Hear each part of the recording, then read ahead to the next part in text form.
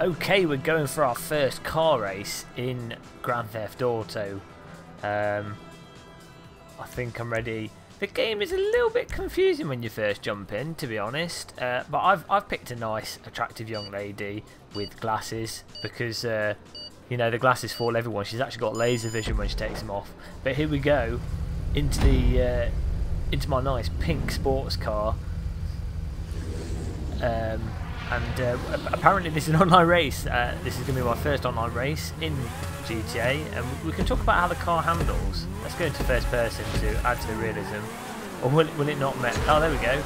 First person mode. Where are we going? Apparently we're going this way. Now, nicely,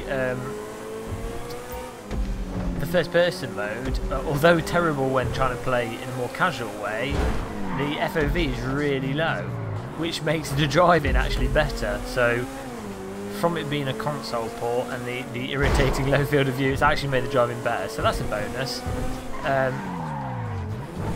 You can't, unfortunately, plug a steering wheel in.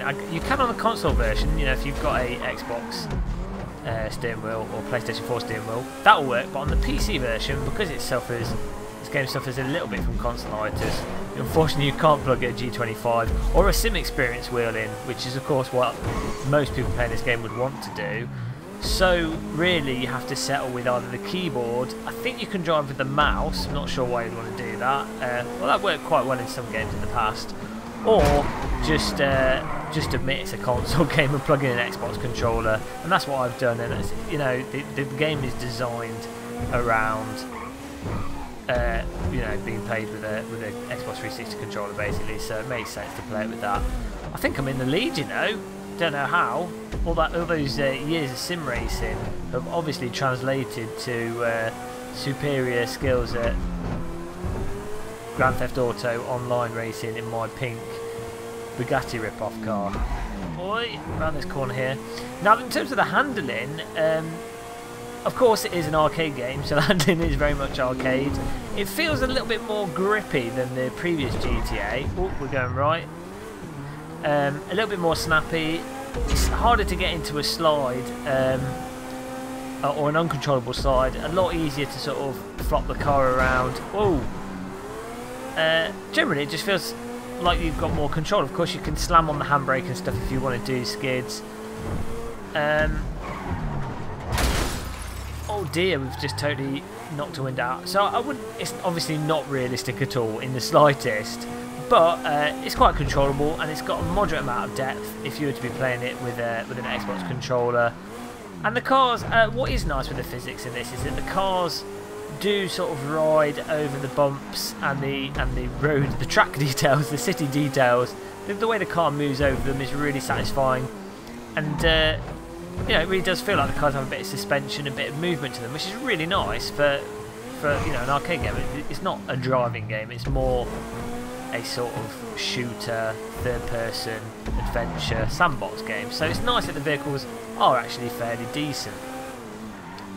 Let's go around here. Now, in terms of bugs with the driving, sometimes the vehicles do strange things, especially when you launch them in the air. They sort of stop. It's almost as gravity changes, and they sort of roll over in weird ways. And also, when you're coming to a stop, I think because I think the physics might actually be more detailed than previous versions, they sort of have a more abrupt shifting from the moving physics to the static physics. So you notice that though, when you say you come into a stop from movement, the car sort of does a weird shuffle. It might just be the way it's calculating the physics from the front tires or something, I don't know. Where am I going? Oh, there's the finish line. Did I win? My first ever race in Grand Theft Auto. Let's find out. So, people are still finishing. But you know, I mean, it's pretty fun. I think if you're just going to go for a casual, you want a casual game with friends, you just got racing. The online mode's crazy. It's got banks, of course it's got banks. It's got cops and robbers, all these other game modes. I barely explored it. I've literally only spent about an hour and a half online. I've just been trying to go through the single player. But once you get over the low field of view and some of the aspects with mouse lag, and generally sort of play the game with a controller, though using the mouse when you're getting the shooting parts. Seems pretty decent so far. Crucially, it does run really, really well, and I've, you know, on high settings with it looking pretty nice. Oh, second. With it looking pretty nice, it runs at around about 80 to 150 constant. If I'm recording right now and it's getting 60 FPS whilst recording with the graphics on pretty high, so that's really nice. But that, what's that about? Oh, the winner. He's got nice. See, he went for the pink car as well. Attractive guy. I think my character Jojo would meet up with him. They could get it on. That should be an option. You could have children, and then they could drive cars, little mini cars behind you. Don't know why Rockstar don't implement such obvious ideas into their games. But that is a little talk about the car handling and the race mode. Vote on the next job. Okay, well, we're doing a job apparently. Okay, I think you can just go from one race to another. But that's a quick look at the first online race, my first online race, come in second in GTAV. Talk about the car physics and just general nattering. But let me know in the comments what you'd like to see, if you'd like me to go through anything, if you'd like me to complain about anything. I'm going to do some more GTA videos because I bought this game, so I'm going to play all the way through it, so I don't feel like I've wasted my money.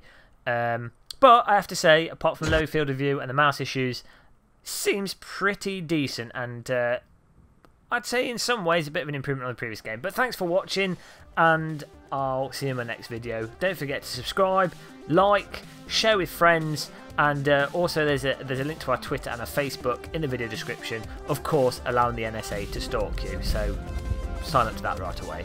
Goodbye.